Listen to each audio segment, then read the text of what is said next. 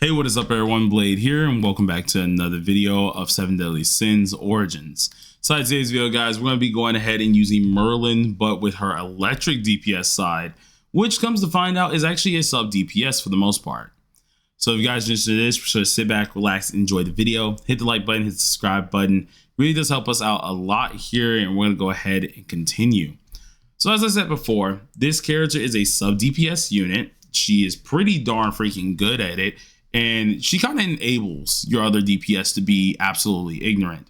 She has CC inside of her entire kit itself. She can help increase her own skill damage. She can absolutely dish out some insane damage with her normal skill, while still being pretty annoying with her ultimate move. Now, how this character does work is going to stem everything from her passive called Circuit Break. Circuit Break itself wants you to use the combined attack skill pretty much as a way to get off the overload, and then when you're in overload skill, you're able to then activate your normal skill, Judgment of Thunder. This then allows you not only to increase your lightning damage, but it also allows you to increase the defense shatter on the caster as well by 30%, meaning you can just dish out a ton more damage. Now, you would think this would normally make her into her own like entity. To an extent, you can make her a main DPS, but you're usually going to be using her as a sub DPS, mainly because of that first thing being overload as lightning damage. Seeing that she's able to use her combined attack, that's going to give you an instant lightning burst. This gives you enough time to swap to a lightning DPS and pretty much just go to town. Now, the skills you're always going to be using in this rotation is going to come down to your combined ultimate move. After you use your combined ultimate move, which is going to do all element type of damage, you're going to go ahead and use your electromagnetic field, which keeps all the enemies in that one place, pretty much hitting them for a lot of normal skill damage. And it also increases your normal skill damage right before you go ahead and use it. And then at that point, you then want to go ahead and use Judgment of Thunder. Now, Judgment of Thunder itself is going to deal a decent bit of damage. You can use it twice, but if you do it within 7 seconds, it then will have one more that changes to normal skill Divine Judgment, which is a final strike that does a ton of damage while decreasing your cooldowns. This is pretty much something that a lot of you guys are going to find very easy. She's one of the simplistic sets, I feel like, with this Merlin. There's nothing too crazy to go over with her, and she gets the job done.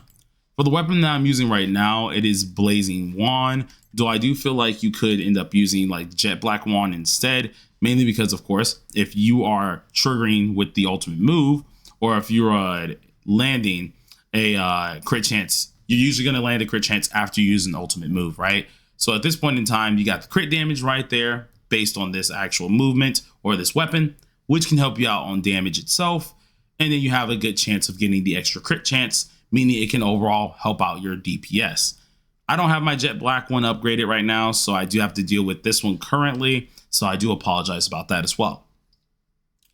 As for the rest of my team, and also let me show off the potentials real quick, just make sure everybody knows this is more of a free-to-play showcase of 4 potentials on Merlin.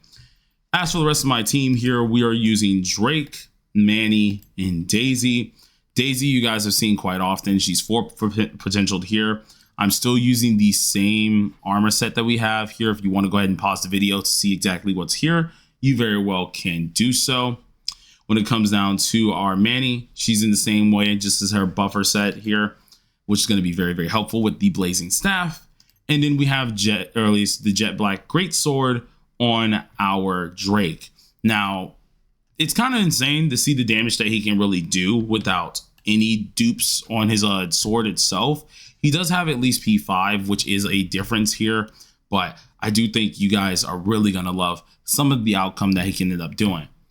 Now, we haven't had any other place that we can really experiment with this at, so we have to do Time Space Junction 2, which sucks. Oh wait, no, I think it was 3 actually. Yeah, Time Space Junction 3, which sucks because it is with the Weird Fangs, and they love jumping me.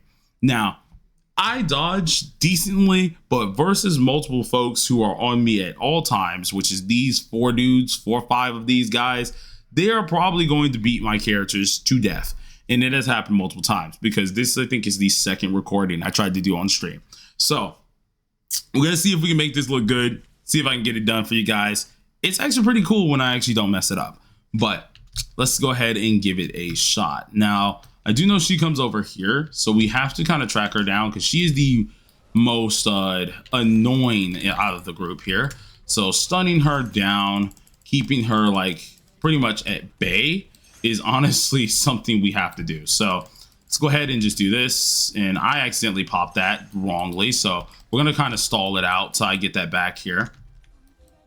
So I absolutely failed at doing that there. Pop this here at least one more time. She should most likely try to jump back or either use some type of move, which I'm trying to wait on, but unfortunately it seems like she's not going to do it. So let's go ahead and pop our combined ult. They're all in place. Press Q once, press E a couple times. At this point in time, they're already taking a lot of damage, and we can do E one more time here. Come over there with at least our Drake, and we can then just go ahead and continue going for it, because at this point in time, she is taking more than enough damage. Like, we still have our burst off. We're getting all the damage we need. We're refreshing continuously, which is what we want. This is allowing us to go ahead and just deal as much damage as possible while still being a little bit of a nuisance to her. Now, I am going to heal because, as you can see, they just love to gang a little bit here. I'm going to go ahead and do this, and hopefully I can catch them. Perfect timing here, right here. Use the combined ult, press a Q, and start tapping E once again, making sure they have the vulnerability stacks. The last stack goes up. We're then going to swap, which we did more than enough damage. Pop our ult once again. And then at this point in time, we can kind of just start swinging, which is so great for us to do. So we're going to deal a ton of damage, as you guys can see. Keep on swinging here. They're just kind of sitting there, which I don't actually know why they're sitting there, because that's not part of this. But, you know, I guess we take what we can get. And we're just going to go ahead and just do what we were doing here. They kind of sat there and just gave us the freest kills yet, which is nice. But let's use this here, making sure we can do whatever we want. Get the actual refresh again. And then I believe Merlin should be able to do this again. So let's pop this here. And I need to kill this dude because he's the one who heals us to death. Let's go to that and then swap back in with this. Dealing some decent damage. Now, I hate that he kind of disappeared, but pretty possible we still get the kill anyways, which, boom. There we go. There you go. So we got the kills off with that. It was pretty darn nice. It still was slower than our other one because we had 203 earlier. I don't know what I did earlier when I was testing out this team, but I ended up killing it way faster somehow. And I won't lie, it's actually really impressive. It's really impressive. I like her position in this team. It's more of course, a standoff position where you're just setting up your other DPS to absolutely just go unga bunga. But it is very fun. There's a lot of effects on your screen, which is like the downside, but it is still pretty darn solid, pretty darn cool to see everything kind of come together, deal a ton of damage, and then you can just back on out. The only downside to this team, though, is it is heavily like squishy. I think if you want it, you could very well take Manning out, maybe, and just keep Daisy in. But then if you do that, you're probably going to need to use, like, I don't know, some type of shielder or bring in Tiore, who's going to keep you healed. Because as you saw at certain times, I genuinely did need to use a healing pot. And that's also because it's a little bit of a skill issue on my part. But still, very good character, insanely nice. I do like this character in general. And as a P4 showcase for her, I think she did very well with her positioning. But you guys let me know down below in the comment section how y'all feel about it. Are y'all going to like the Lightning Merlin here? We're going to be going ahead and showcasing the fire version of her next. So stay tuned for that. But till then, everybody, thank you for watching it and peace on out.